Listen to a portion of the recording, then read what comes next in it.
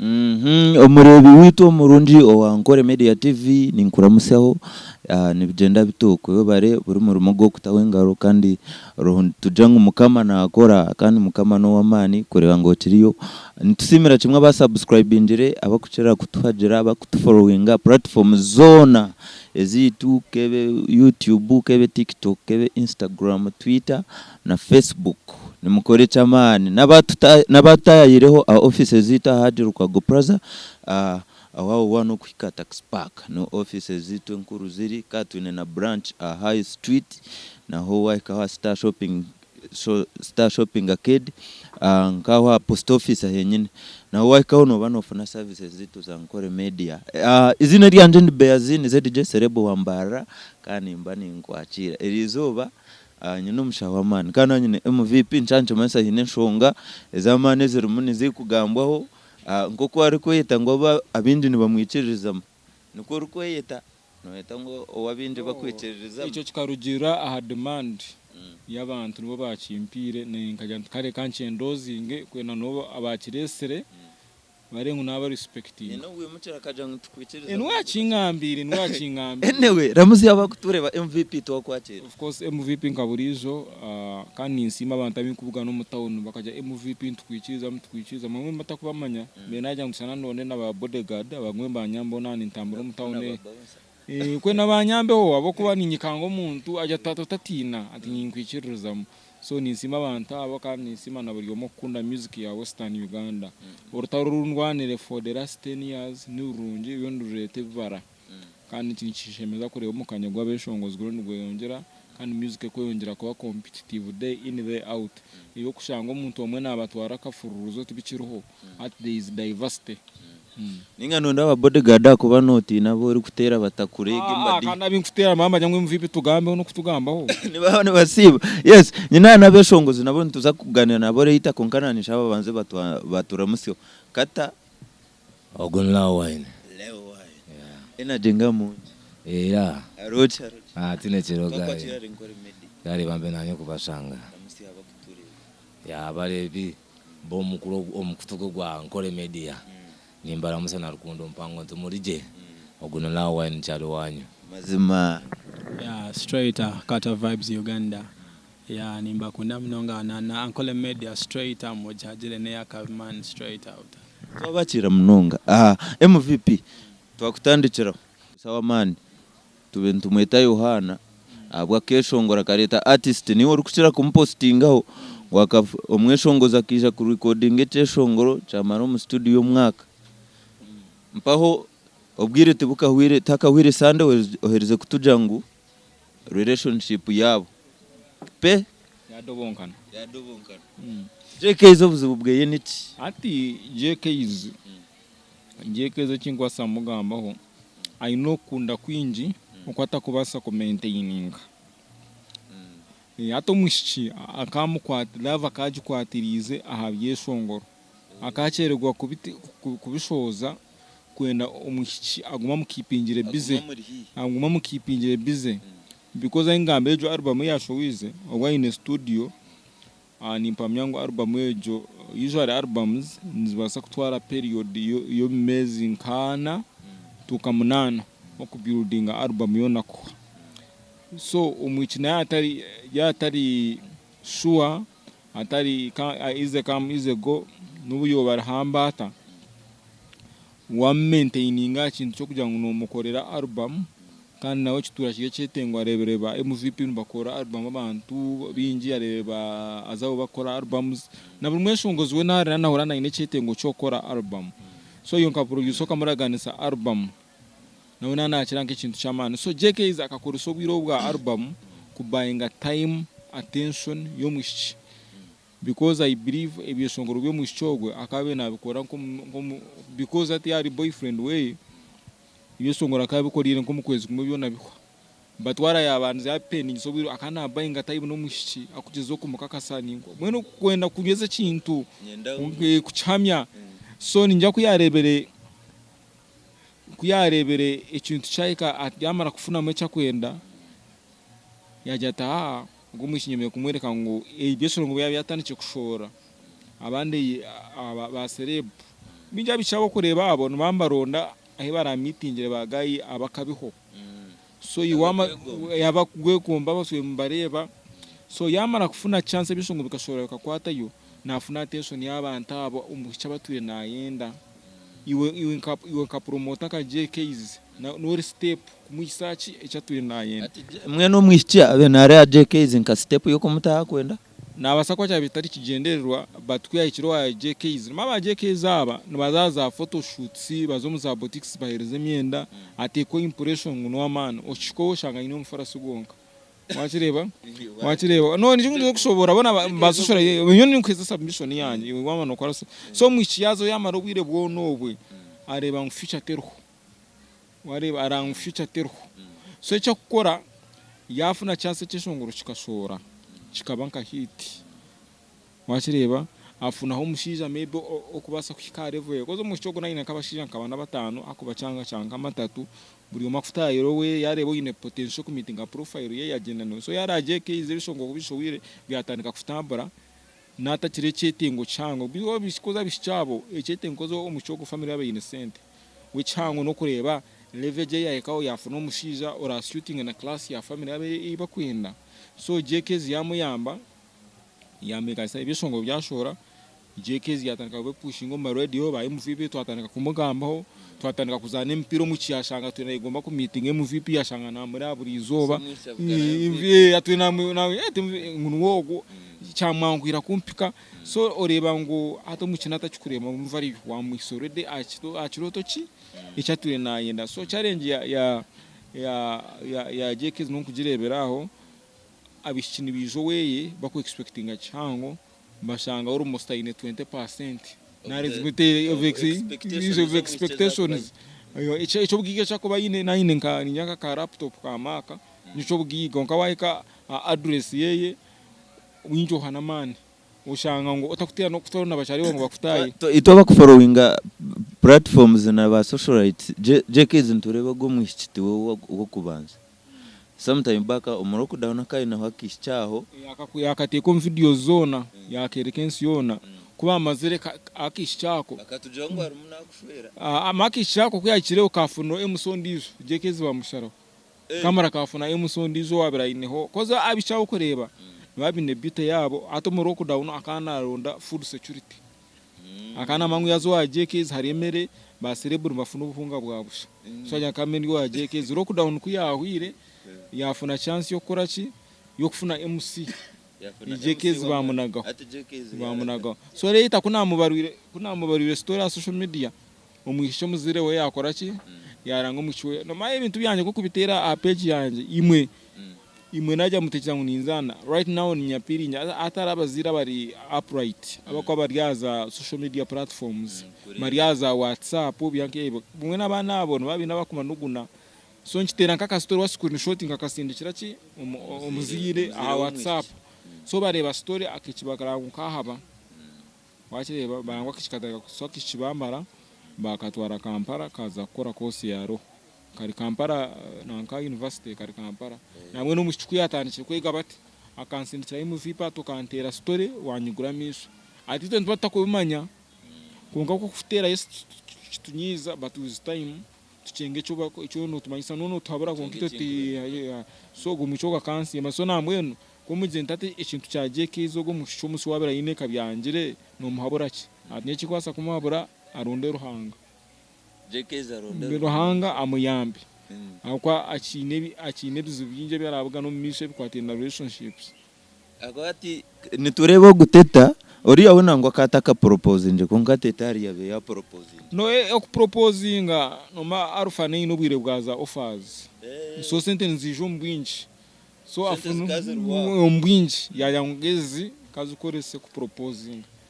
no ma studios zazi no bwire bwa offers obusente no burebe kajubajuba so ya ronke mto akakanyesere na patejo ya proposing ino mpiro nawe nugo nkarugonduhire tinabasa kuzayo so I missed but isenga wo mushogwe ni munywano wanje gusenga we n'umunyana wangira namwe nuko na drone kuzabaza kumpeza amakuru kanosha ngo JKZ no muco waguru umenye ngo azombushwere na JKZ kanosha bidobonga bakangaruka mata atebe ne byabo nkabibarekera amyugwanye kayika amukoro nabireba ya so nuko byabasize kugenda kubikonga nasenga we tarakirebe nk'ikintu kisya because nawe like expecting ngo abana bakiri bato baki exploring exploring ekiwe nka analyst kandi ntura JKZ ari rwagati ya music akubana aryo mu alpha kandi alpha nemwe mu companies ezi music yitu na yeri kwetororera tino ko bintu bya JKZ bikubasa ku affecting music y'abana nkabishi bakatina kuzomo nka studio ya alpha kuja JKZ kuna basa kwaterayo. Actually that's another thing bacheta conflict of interest. Nuwasa kubori omushoije kwero mu alpha JKZ akunde iwo mwange ekisongora kikore kubi. Wachenga so there is that possibility though professional ntibasa kwachi kitari possible maybe it could be the reason why tine bishibinjo mu industry. Because I believe studio nka alpha is the first of kind of market kukora urban music yakaterwa ikasasa nyoma radios mingi because wakora music yone yatumuchire byone yabeshongozi bingi bikane birugom alpha wachireba so maybe it could be a reason why abishtutabine binjo mu market maybe bakabaza ngo alpha babateko conditions zezo abishwa ba frustrated kind of course nga alpha studio yere expensive umuchara atakubasa sentori amujatijiro tunota abitakubasa connectinga umuchabirwa because wareba nka generation age abane bayijiremo twatine bashanita bajya kazire bashaye no mukiga na zo binji ravita yakorire byona bani obona abichwa kabaro I'm giving a senekoza twatine ba meva twine bashanita twine bajya kazire twine bisu twatwe recent mwe twine ba Ankole girls twine ba rugare ba stacharite rugare ba Doris abana bo mu gijogundi ba posha n'abasya munonga so maybe it could be the reason kana JK zo kujo mu industry na wayizire mu hati maybe it should be subject to research tukamanya what's the reason behind abishi batakanyire on market could it be the reason ba producers abakwaza kwa bine potential yo ku building ebitone byabo babahereza conditions ziri unfavorable for them nayo tine kuba koza twakire atwakujanga alpha Bruno ubwafuna best emire nkamutwire yo ku recording ekeshongoro cha Radio West cyakarunye nyuna singa best emire namusigayo ntiteka mu verse zawe ya urum beat ya jampa beat njitware niza kuvoicinga nyensa kare rita na urenga amangu Bruno ari mu kintu na emire yo yatandikira na ibuza so maybe it is subject to study because that with experience at best emire ya Jerome studio bikaendera mushwire abatakushera what transpires after wacheba what transpires after because auna nakandi kishi waza nka YouTube nari za Facebook za karika kandi kagaruka munonge byeshongoro ariko kagamuce shongoro cha nango byasho cha reme cyasho wize cha sirimu yembe kakaka connected somewhere na Bruno ujone cyeshongoro cha everyday we party akari mu mushiba kumeta sani fimbo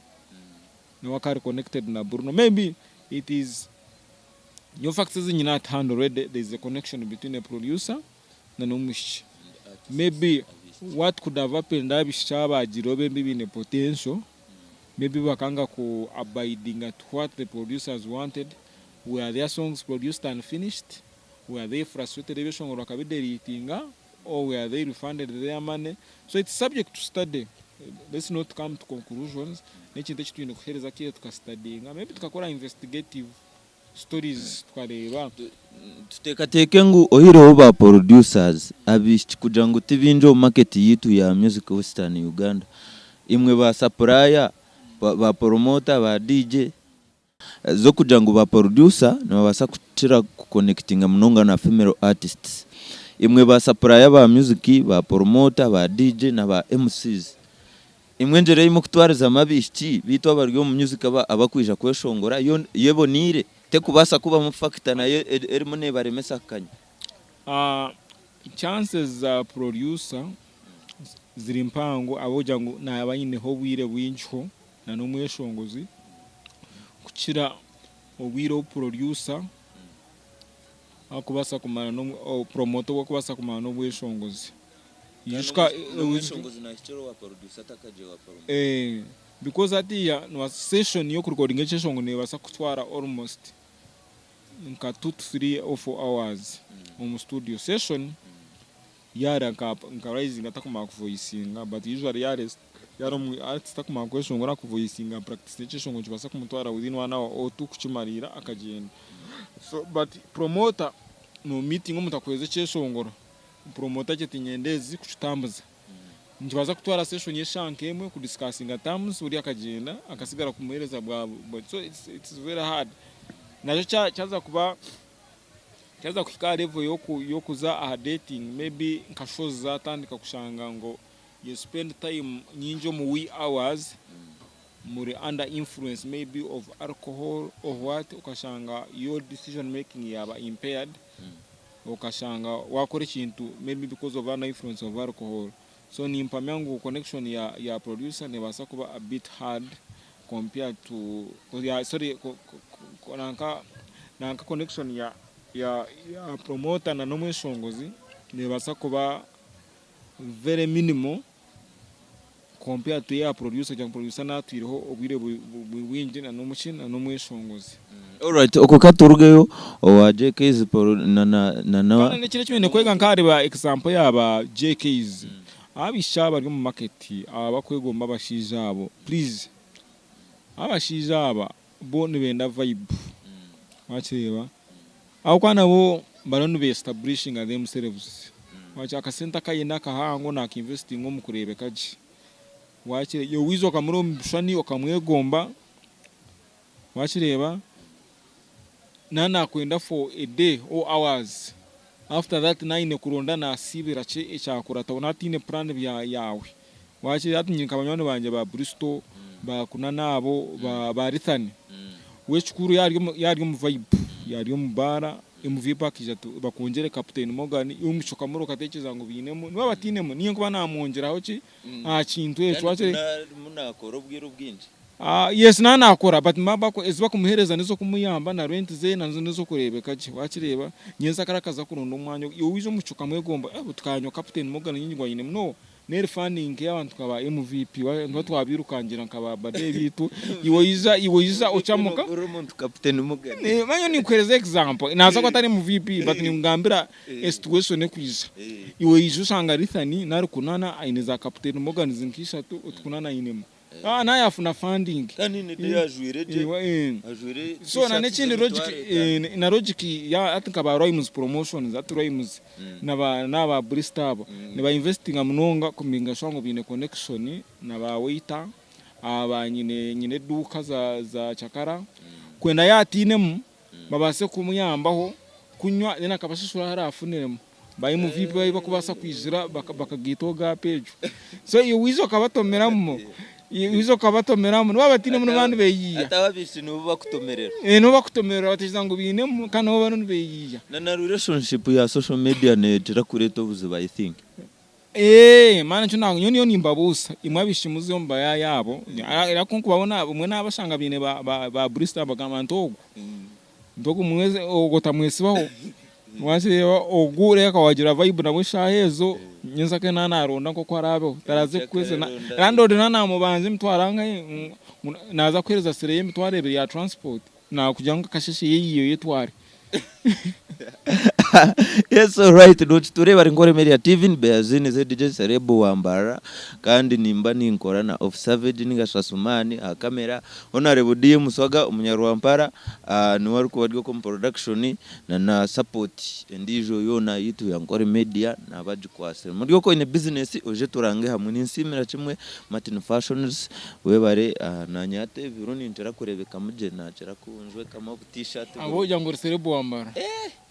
nani namba z'amasimu gizeyongeye umusimu namba z'amasimu shizonga wangane no bamanyungu ni onotine munono yeyi nentasira munekanya nentasira munekanya wakabachimanye ati noreba nkaba nkuna nagambena nakushobiro ba Rhymes promotions kuna na Rithani ba Bristol imwe mwakufuna umuntu okusetoringa nimwe muze za dipo ko izisingiro ko munda muyo yo mwishoko mu building abase kumanyina kuyanyu wachira kwa natine solution kandi abana bitwinaho kasha arumabahirize za senior 6 bari mu Nibija University ababa ibintu abasire ba expectations nyinji onko wisingiro no mureta niwo kumbuilding ukamwereka ikintu cyo kushimye kutamba satabona inza kubarekera Asumani na ba Bristo abiwagamba na Asumani wona usanga kamere jo nagiriye osebo bishane byakufuna made in Mbarara na nabicha bakwatagana nabo anyway katuruge yokwe uri kutureba MVP nyenda tugendere kimwe ari kansara Amoni wawe kansara Amoni nojangu nango ryo umwe mu bantu abamuretire yamera amapapa iwe niko uri kucera kugera kansara Amoni ebigambo bikanyire ati kansara Amoni noreba ekizibu ni bacheta arrivalism n'ikintu cya psychology noro muntu kakubari kubi yafuna opportunity akamanywaho nabekizibu kuzi natwe nacyegomba nurangi actually n'insobi yanje kumuhereza za interviews katambura insione kamumanya kandi hatejo nesho ati umuntu nataka birudingire ati nyekintu cy'ibirudingire for 10 years wachireba iwe no na kuchirusanzo chibirudingire umwaka gumwe nawe tugize ngo atura media atuna ishongore bishongo bitakarengera bitakurenga amahembe genta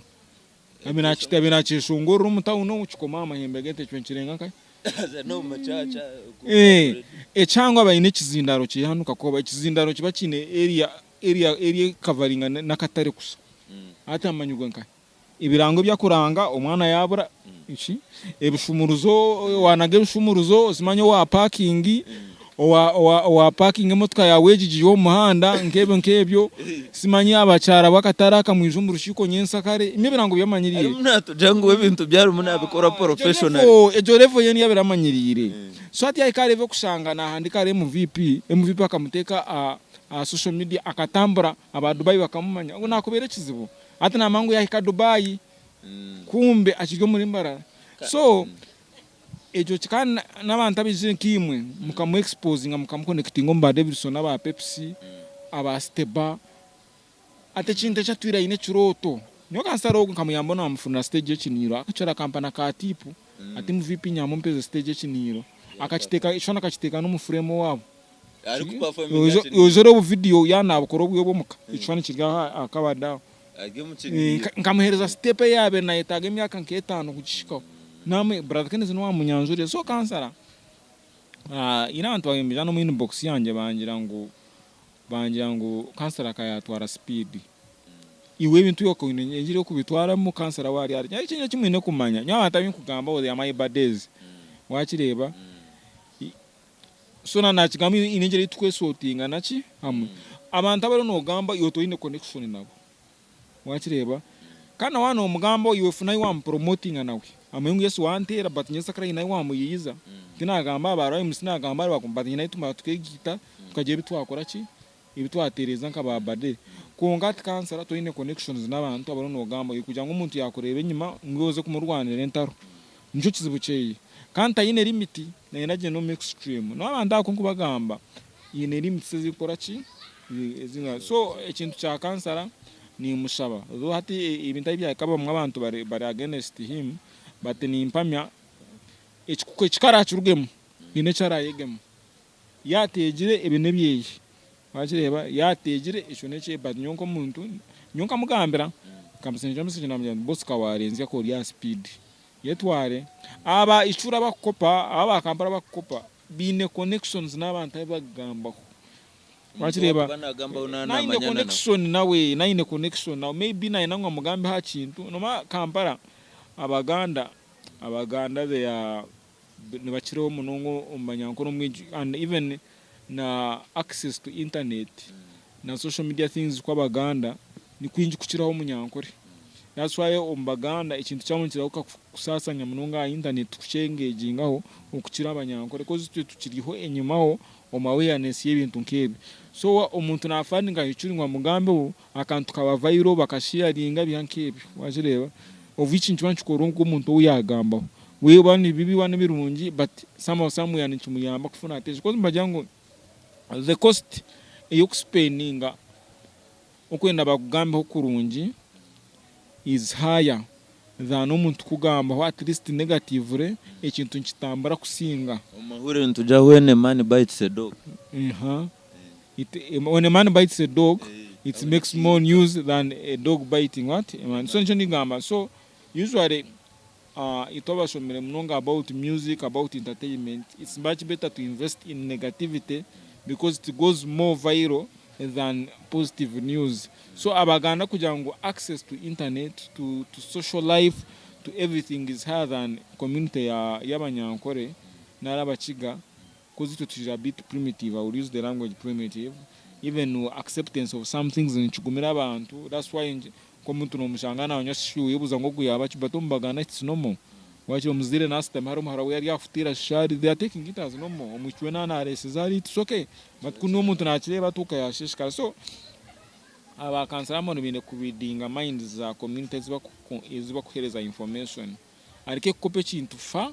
achikope batayerebe yakisavinga tumbanta kunuya iwena ngo aciye ngo kuri ngo kukira kijweke kunuya naza kwenda fune bizibuki narabantu iwara ude ngo bantu iraza polisi wakireba kurabira telegram yabi deleting nyunga takacenga ga telegram ngo muntu nabasa ku deletinga conversation yona kugira uciri irugeno wawe uri kugira kujima bena so yantezako so nashanga ntine evidence yokora ki because iyo no yebuza nyoni nyataki ngo muntu untakumanya kuza kumbarura so batechina yegiremo kintecho kunatire my story njo kwani woni ngana bishoba kwiza page yanje bakafagambe sibwebe ibo nyonyi ne followers bingi bahunami wono manyina ni nkutera story yemwe ne sasanya na kawanyu mamba jimanya so muchikunatire story yaba viral aya birari because na are best of Netherlands sponsorship ye baji canceling so negotiations zetu akozere na apology ina akozere chikaje icho harmonizing a situation bikabita yebe kusikomu guha ngo nyon kampitire byankebi kajantereme acknowledge it's not bad for cancer kazaka jirati nkozere nshobi monsasira and we move forward. You don't lose anything. Eba kuza kuhagaga ngo tagira sore ibintu bikuyamba. Gozi wono kozi nyine bintu binje binyine gukora ibitakuza kumfe ibitakuza kuremera akashonga kaje kandi bikamfereza kingi. So opportunity yiza harmonizing ekintu n'omuntu chwe then you learn from it you move forward. So muchika kora project omuchina we are good friends and Netherlands zokwe nawe omugice kintu yarango ibintu byakabuje bikugenda mukakungu yabirugamu ya focusinga career ye yobwa modeling zo nabantu bicaye bamuginyima bakupushinga ekintu so a project ngajukwa there kandi journalism you should be in a position and be ready to apologize where you've made a mistake. Deka kuyani kukaja nyoti nkora za apology ebe nibi bugamba is what they call mob psychology no akoko mob psychology ne kora munongo mu mashomero ni mamuru binjo tugende twose ekimotuka cy'ishomero wanga polisi atanika kuya momwe ngo kumanya ngo waza kutahachi wenka so one ku making sure aba so sensitive one okore ibintu byakakungu where you see a mistake acknowledge or moving life is yours kandi ine kumenga sure omushobeje hino gukorera mu abanywana basya. I remember kwa apologize ko I met new people they are also my friends wakireba so let's use all circumstances kuje twazi h2 hamu kandi tureka kubitamo omutwe muhango kumarira nshonga ya cancer red uwe natujira orukwenda ngo atamugamba oba ya mugamba okubi oba ni kurunji arugomo omushowbiz agenda ze kuhinga no at cancer asheme kuba authoritative yaine command of an audience though business turimo it's a public thing njuna kugambira nti you need to acknowledge why you make a mistake reka kubitamo muto muhango much as gets no yamba kuhereza public information but you should be ready to apologize why you make a mistake because we are not machines na machines inaitwa zikagira errors So we should be able to acknowledge mistakes where they are. Iwaenda kutaba mtu mihango, you'll face harsher repercussions. Ijoro nkananka, izero kuntire JK za storage ndizo, a few days ago inyereshiro mushyine nkoni. JK za sindu cyambisha toko mushi family yewe n'abanyamahene bazakurega namyanti you should have said MVP nani nkushabe cyane kiwatekayo watch deleting.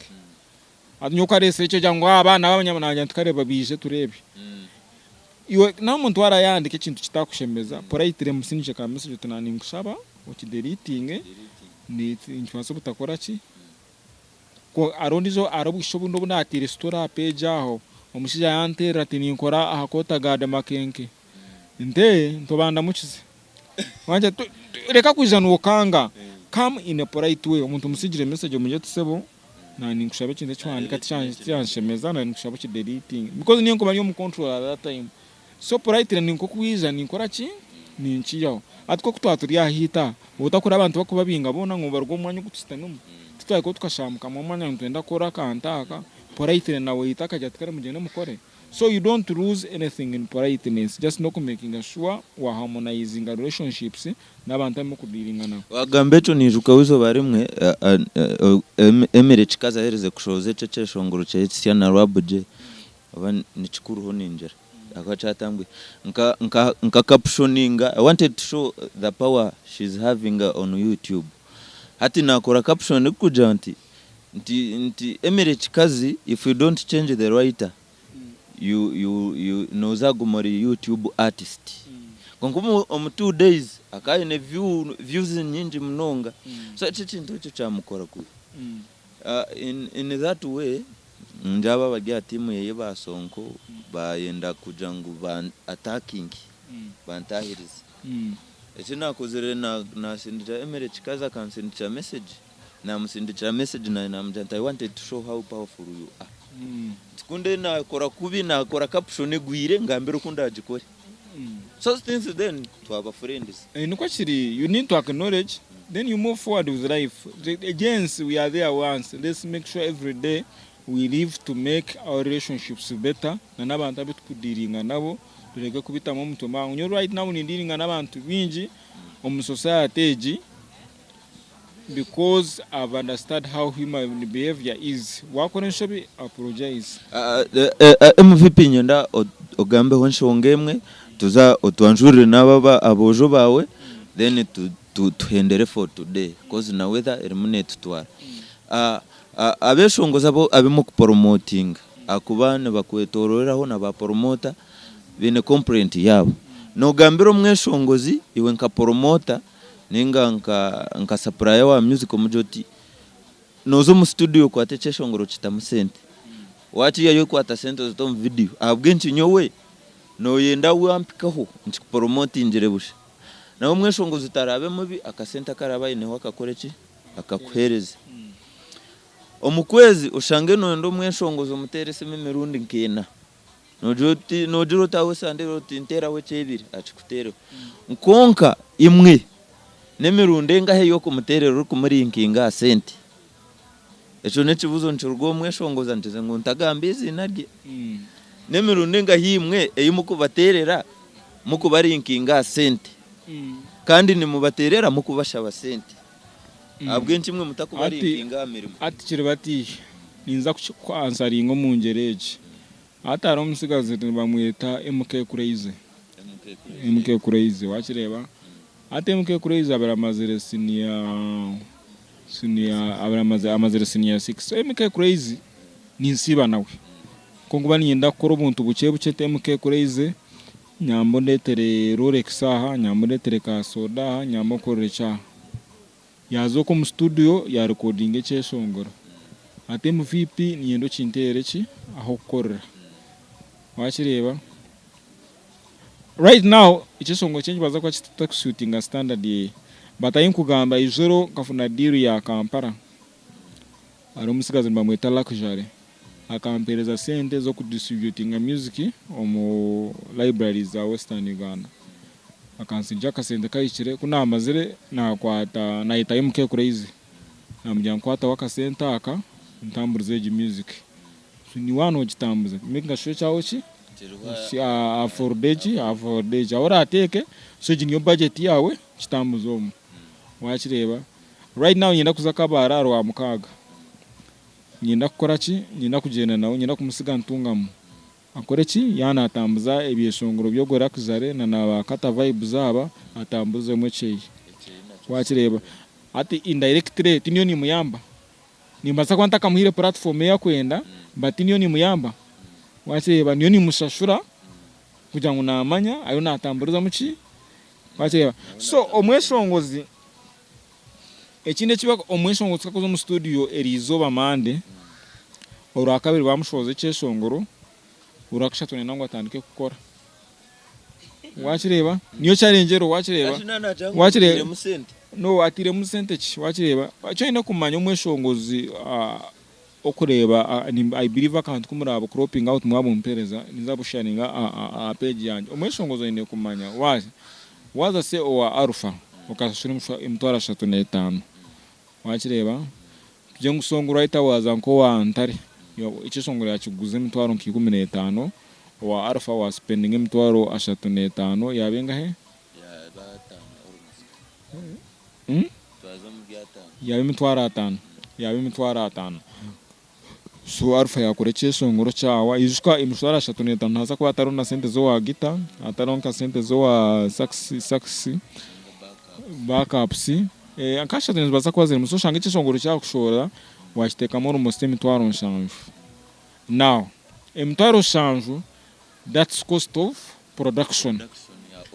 ya audio now marketing should be 3 times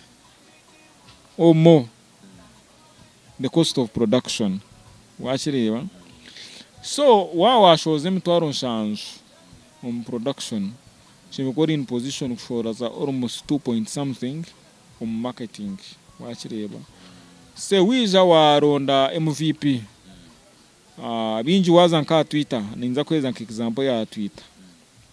ba influencer bambara umuntu kuba ine followers nyingi best ninza koresa nka information ina benyine when I was handling jury okoshanga wafuna influencer wa Kampala ine followers munjaje ati buri tweet ninza kucharginga umutwaro buri tweet wache bajango nakweza tweet emwe for 5 days so 5 days wamweze chetano tweet emwe tweet yawa so meaning ato ine kuronda kuba effective ine kuronda ba influencers nkabatano wachireba ate mtware 5 times ba influencers batano yabazinga imtwara 5 njo Twitter yonka ine kuza Facebook ate MVP kuza kweza attention yanje page yanje icyango mbasa kushaba nk'imtano 10 wachi yisho cyishongoro cyasho wazamujantiniza kweza posts nkishatu wachi because nyine kuronda engagement around your post because ni hora judging effectiveness yanje wachi so MVP wamuteka mu 10 waronda ba deriki then wamara waza omukoronda airplay buri DJ ma kampare kiriyo kampara DJ no mweze se 10 nare cyabiri on release gisongora kitere for a week yamara kwa kufitire simu atezo zawe deyo atiyongera mwenda mani nkemo tukanunoza kabare okishika ntunga mugahoma mu anto yino kongera mu varana niko kuyakigambere o music tari mufuzi tari mufuzi tutayamba tari muti so be in a position kushanga you're ready to meet costs zo tararebera results immediately cause no building omusingi wakireba no building omusingi wakireba so nakweza nendizo scenario ati watu wase wahigwa wafuna na MVP na korana company ijo company kuyaba einebwa events na kuteresa mtu nomanya ntina na ninkushaba uyije at least aro performing ara amajuta nare harimo twera kutware kagaruza iwe nkibasa kutwara time kuza kufuna n'umuntu wakufereze mutwera kutwara okachi because no ine kwetu no man so ogomwe shongozo mugambiro ti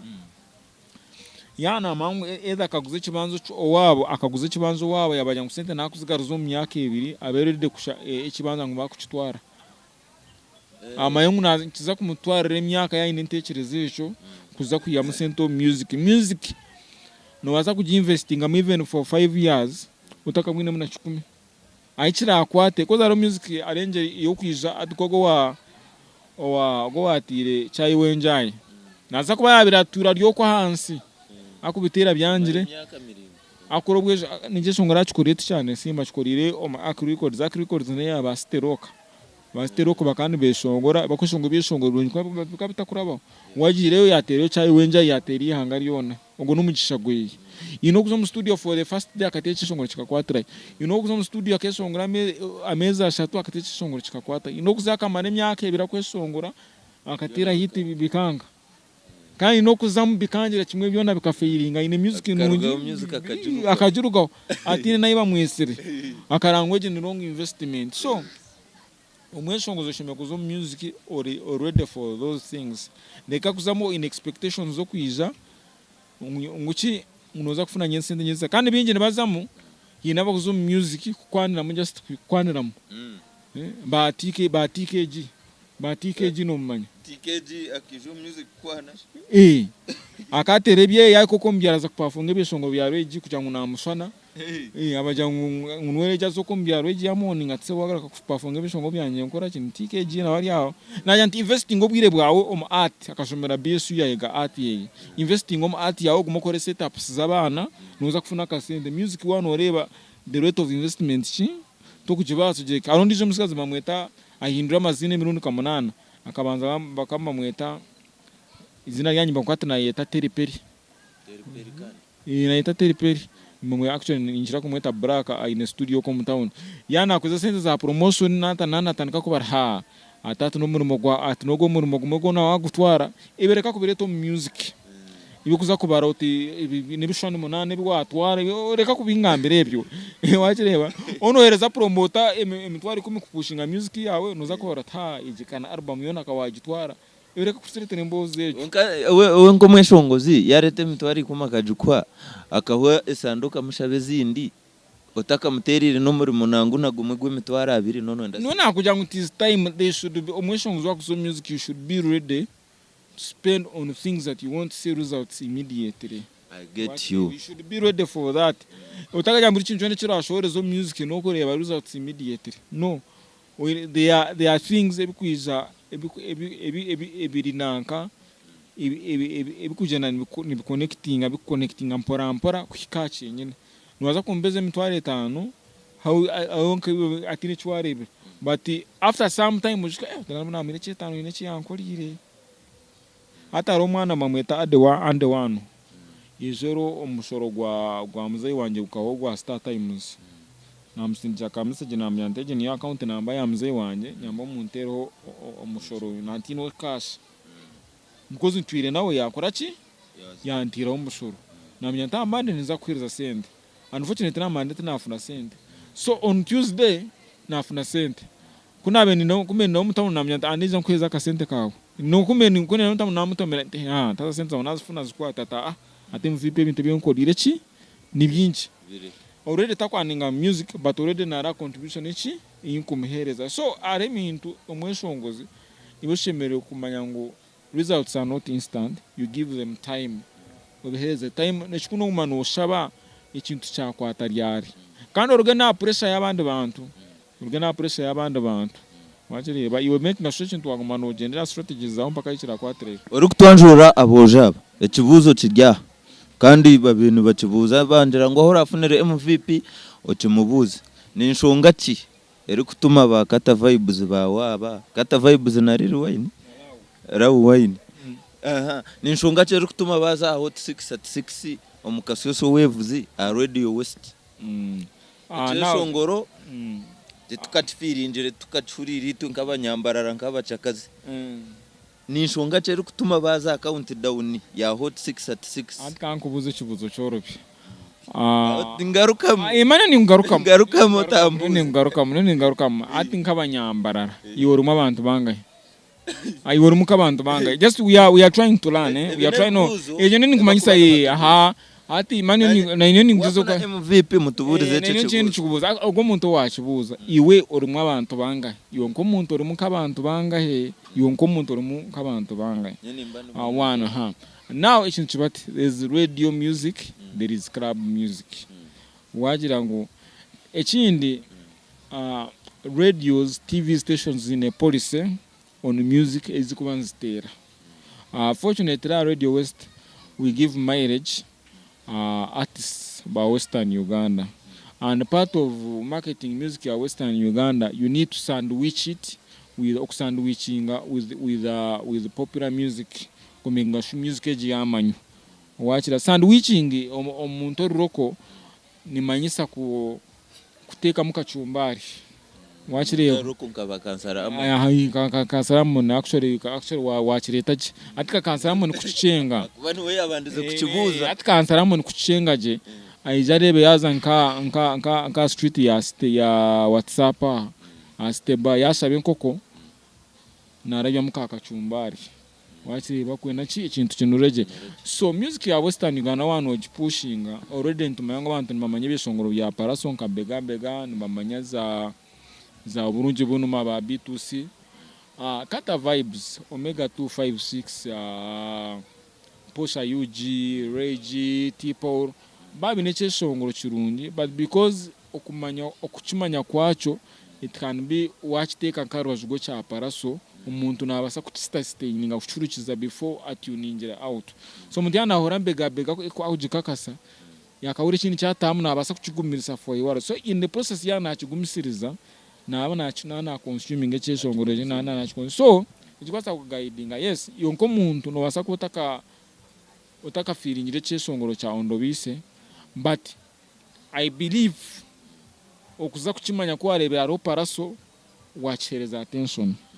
The order does not matter. Over this year number 6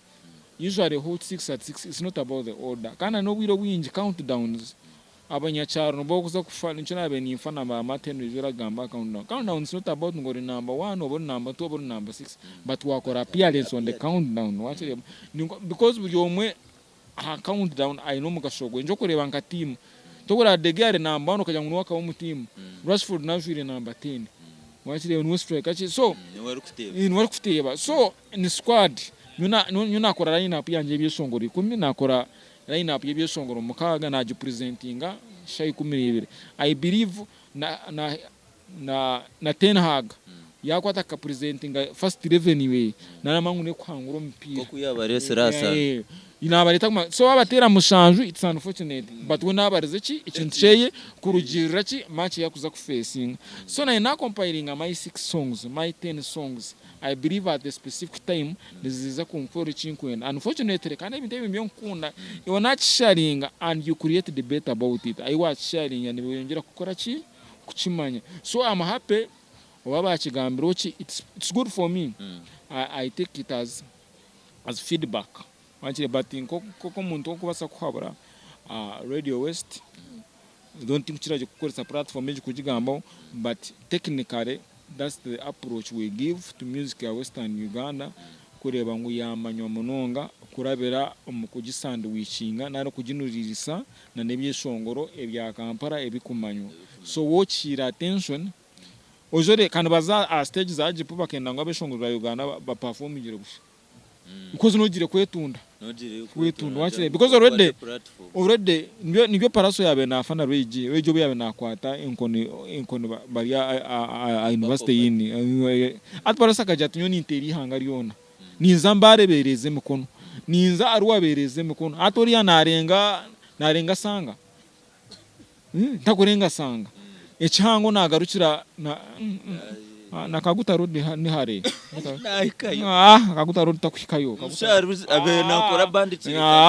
Kampala kandi yosho yinkangiri machi bakora Kampala na nebo bagire Dubai ati nkaba Dubai akariyo ba nitrogen nibabari pakasi bekora mu murimo befirize mishara ya mezi on kabiri bageka turi tumwishongozi tuwachi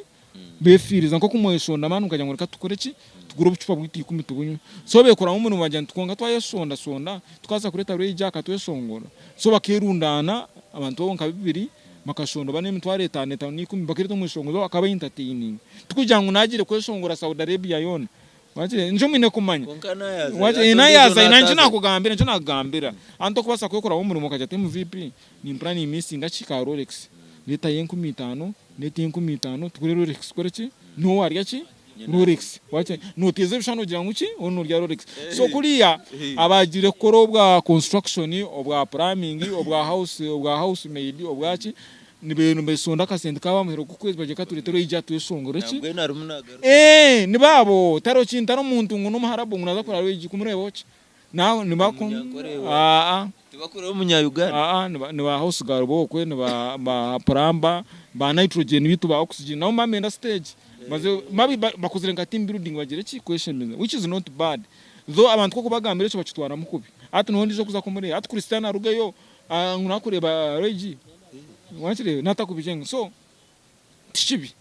niwe wanyu ko mucyaro wanyu ni mbasa kwesonda iwano mangu curungiro igi nakora miliyoni 2 abechike wanyu ashemba kan bamweto mu mbaga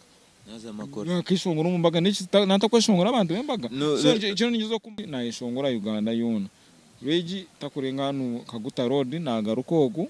kana ine myanya so kampara kandi yo kari abantu bakekoramo umurimo ba serious nyombaga umukoro kagurumo ba serious bakekoramo umurimo na mukama wa event akana munywani wanje actually show tinajyateninge because of Regi show nkajyateninga because ogo muco abira hostingire ni ba serious nabe ni manyakare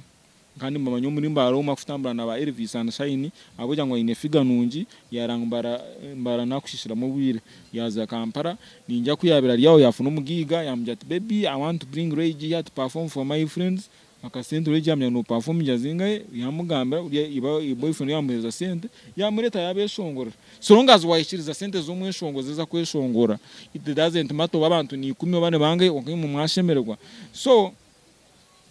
mwine kuchimango Kampala is still ahead of us so ichabakata vibes kugira ngo bari namba 2 na namba ki nabandi kana bazo ba Jojo Bana kanimba tekaho ba Omega kanimba tekaho ba Posha nimba tekaho ba Fact Zaman kanimba tekaho twakubakira katwindurire batwe twatire kata vibes and right wine tuganire mu datika nche mno wamara obananga maite tukega pia twega kuspinninga stories kuspinninga koze indwani ngenda so chatura NKORE Media TV katina MVP arumuna kutonjura abeshongozi be yaba atabeshongozi abo mutwe abeshongozi bitu endo cheshongoro ndo wise makuru zakapera ondobise ate cyo ine kumanyaka ikindi kimwe no kuyamu n'ubuya ngo abeshongozi n'aba Western Uganda kwanje niwe rukubareta sabo nonde sabeshongozi binji sabaro umuntu urukujati akweta rojo mweshongozi wawe akuba niwe wamuringindire yakakora atirika ngambira aro kurebo ndisha kamuto wawe line up ni nyinshi katandika industry ikintu promote music ya Western Uganda kitandika na general Dion makireba general Dion yanya kuna bendi yaho penipatronise kura bendi yaho ijaba Jojo Bana ijaba imere chikazi ijana abantu binji so abasiri mami ba Julia music bona it's how they come kandi umurimo gwa ene presenter promoting umuntu ine kumumanya tokaza promoting utakumanya at least wording and obure buringwa ukarangwa ine potential no muhereza platforms zikora ki wajereba abakata vibes abo kureba aba bakatandso bakora mu studio z'inkawo bakora wa Edwin YouTube bakweshongora je n'abajantu benshi gukora mweshongora je right now call it the young competitive standard to the standard however keep pushing yoni baso utayamba today but I believe someone is watching you to kamanya iza kwizoba rimwe imika quality yakubenera competitive namanyine by then basaka bakitire kuko bayakishira katumanyira batura dwari uzazakora ki zareruka ngira ngame ndogo musho aba inejekezi kuna mutije story immediately yakira kikintu kibi batura dwari kuyagira karizoni ubare kintu ikibakweta reflex action nako kuburyo kawumuza misho notagiye nikora ki so mutaka kufitera story immediately tutandika geni zipo limusu but later ko kumara kuchida igestinga MVP yangu wakire so atabana aba I believe n'abagambere mbanya kushija birukangira abe mbateshiza mu baze babatera ibintu byo barabita kutambura bakireba babitayo biguma yebiyese babitera bati bitakutambura so kuratware bali yaho zangu wachesho ngura cyabo nija by then bakabandini bayangu mushaka tukigaruka nija magezo ko bafuna umubwiga yabatwaraho wa ndagiyambe akurikije ngo batita baby cyari muri kampara ko bintwaraje bakumva kukibamo kireba mara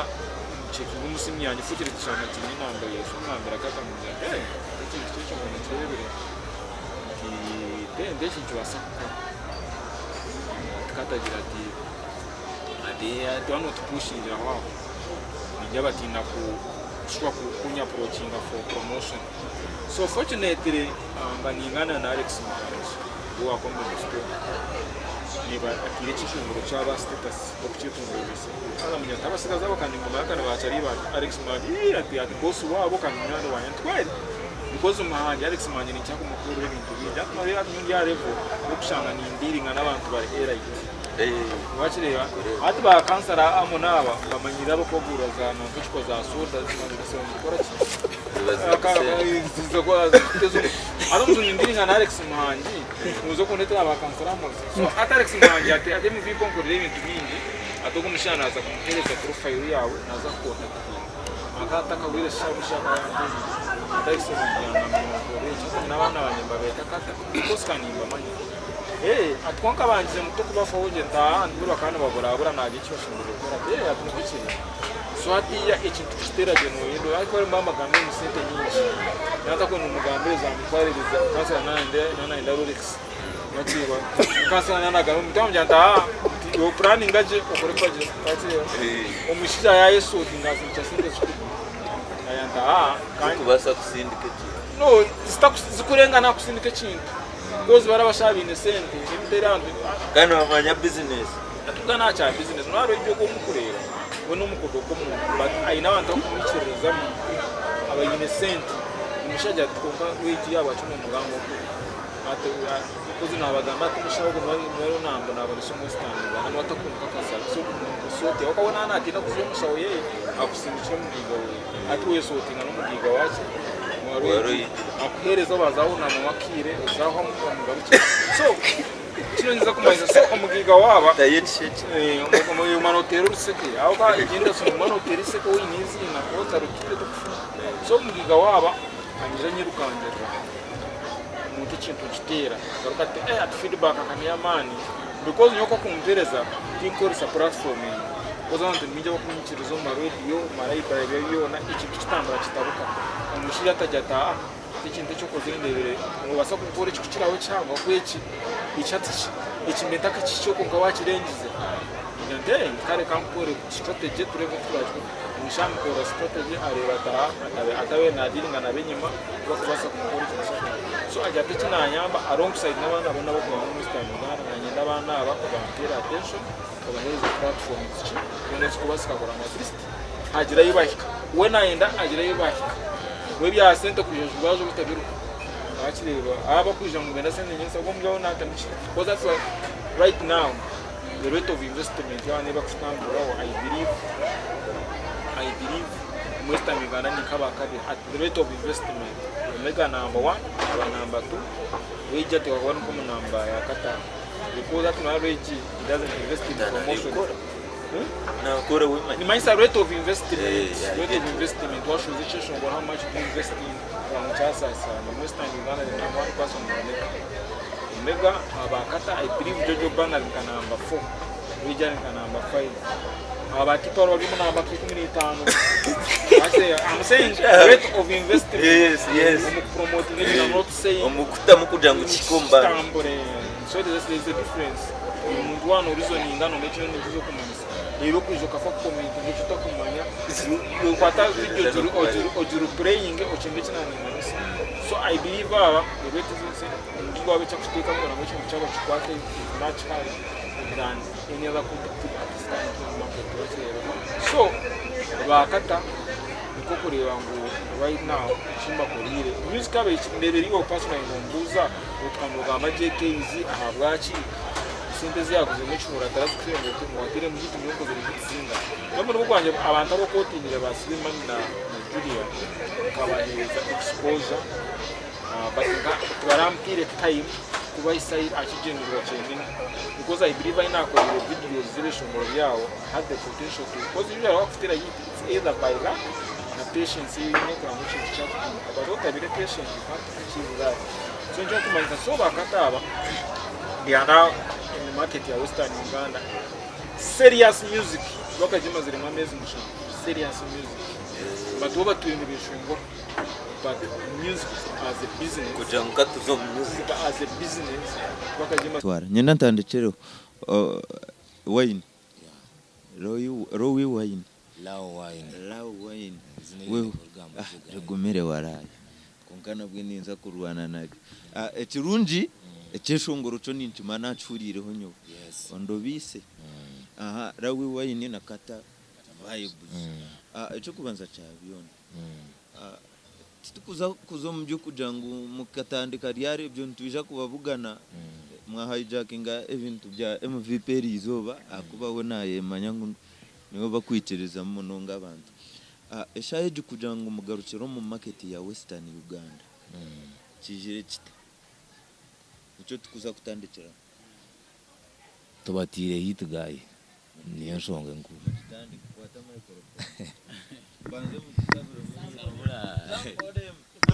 Yo, straight. Wetu Mbarara, nyendo chimanye kata ni manywa. Tindi kwenda chintu chona. Enough is enough. Wajimpa rukundo ni mara. Tindi kwenda chintu chona. Shoot me body girl. Amina si. Nanta kwine buzima nipulira kubi. Mbelelo mubaziga bima vitamina. Obe mami wine mbedali. Ora, ondo bise. Rukundo yanje shutami. Tindi kwenda lavu yanjo jiteke mutagali. When until yeah boy, kata vibes allow one day. Ati vibe menu to expecting ngweji duo niyo twafuneri serious so far takushe chachanyima nokusubmitting aho mu Western Uganda tukatwine mu ezinkwije ko duos kuyana ba active level do music ya Western Uganda tukatwine La Vita and Candy tuje twagira Elvis and Shine tuje twagira ya Roger and Raid Roger waundo waguruze bibanza aka music kabara kutambara kazom boutique yamarate ne MC wa no amahame wa mugumi ndikachiriyo no music but manyekeri irikeri diu baro idi wakabura nkahe wachire so right now zikazi rishatu so hati ya bakata so I believe ohiro kahunzire yi Elvis and Shine bakozire ikatera Western Uganda I believe ababa no baba serious they have potential baba but I believe mugigo bine nabasa aine sente zikwasa kuba maintaining abakagoma hamwe for long usually ebintu byaba duos by the time no nchikati some point umwatecheza ngunata muchango kuchiza mutaiwe sente zazigeza bakuzeyira umushawo zabo so but I believe they have time and the funding nebasa kuba maintaining agomba baramu. How are you ready to compete with our Western Uganda music so far? Ati yabana ne bakora abana bine waka mutimanyi manya kanga mbere guy tu competing kintu ina muchenge wachireba tuze kuzo mu race tuze kuteka wake yitu na buri omatekeo enjawulo neza kweyoreka ati cintakuza kwikiriza no kutubuzabuza tokunda ngo tuyijire competing taro business taro mu competition and you ni music kandi cinche this is self explanatory owenyanya taka competing no boutique wachireba hati to music yitu for example kale waza kurujira kuleba ondobise we have a song with Daddy Andre however much kale nchibasa kuba kuni Western kujanga no Uganda nchibasa kuba bataka feed injile konka still we have projects estukubasa kugira ngo nangu no muntu wa munuya na basana ngo butajepe mama wachireva yes man Echo ndo kujera ngo twizire competinga twizire kuteka wake yitu ati timaisa tarokuza kuza kwanza chenchera ngumaka ngumaku kana abantu bamutsa kweshongora abantu babici ito wake yitu ne marira ne standing umuntu nwara arge aka comparing ati konka abana babasa kwe basa kwamba mbachitere chikono na rage ninga sino umuntu wena wachireva imwe zo mwijire kutuhereza waka yanyu konka imwe timukureba ngo abana akakutaje koje ngo turiyo mu competition basanza kutupimana bwakacero bo bwahansi nko go mwana umugamba ariko eshongora bishongoka ko mama hembe gente nawe ngo nayeshongora ni turuga kampara chitushanga tuyenjeriga kampara cyakibashanga chergampa kizaheru kizanka yona wacenga waya ngo twaza kuzo mu competition numuza kutupima ho kawo bakacera abo amani ni minji amani marita minji abachatura NKORE Media TV Beazine Celeb wa Mbarara kandi tubantu jangu katukusiyeho katugorita fari katumbeka ihanga ditu niho tukubantu baretera abana nkabakata and Rowi wine yes akweta riri wine nyo mwete wine chingujati wine so kata right now ibyishongora bimwe no market ebimushazere mukuretera abantu so far ni chiyana chi actually it is Ondobise baby and action ni chishongo tuchikoze na Alex Muhanji a video no we show with but tukajitire yo I believe next week or this one neza kuvel out. It is a big song, so Ondobise action then action ekurati rweche shongore chinde choro nyankore tikoliro wa bomba tikashowire tikoliro wa bomba action ne choro nyankore this is mixed no it is mixed yeah so with dancehall katujichecherendo ne yakabiga so after that tsakwa tu ne chinde choro nyankore ne chaka munonga wachireba so byona line up mutune package rikwe mariro tuino muziki kwa twizire tukumanya ekikwetaga nekitine kukora tukuza kuchikora wachireba so twizire tuine what we call work yeah wajengwa abana bine work twayanga abana bari mu bine work wachireba konka nyotinza kwepe mau ntinyo waka yanje ne remera neshize ya tipo ninga rage no nyoni nteka waka yanje azoronga zona nchesing echintechi amaja na fame wachireba that is it. So you're ready to give us the best. Ogumwaka ebyebyo biwagamba mje mu kupuraninga kutwereza na mnonga. Ogumwaka shiriyo mukwakasha. Mwenda kutuvuga speed che. Twagutambula emyezi 3. Omwaka twagutambula emyezi 3 ne byeshongoro 3. Wachireba. Konka twaza kwikaga tiyo kwa munana kwa mwenda.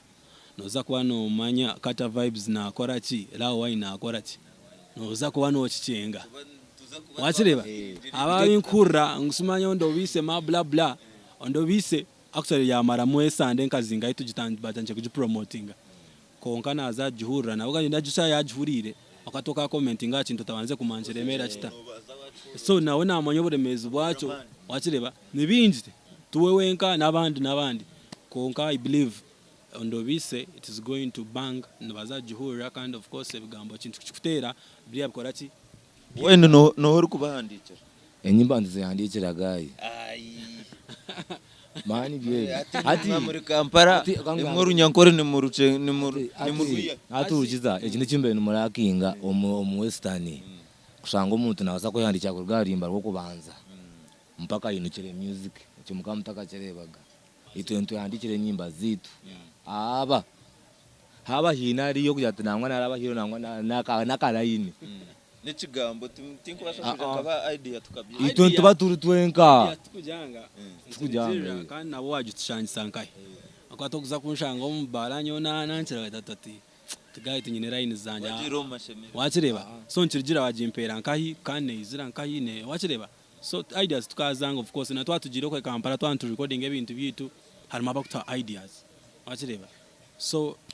omuziko kutukuza kutera nugogwe abantu bazagu feelinga akan just ngo dani yagambara just music etiro market just teka mazire myezi mushanje wachireba konka warebere endongo tandika ne 12 20 tutwetere endongo yitu wachireba mpaka ze shaitu mitinje ba Dani Alex Muhanji the managers n'abandi Yeah. So right now muri under which management? Still under any management yona koleka just twine abakutiyambaho konka very soon za kusigning plan aba managers witu na bichi tukole tufunizi na management bagiteke ya mukutwe bene tambula ya music youth ya.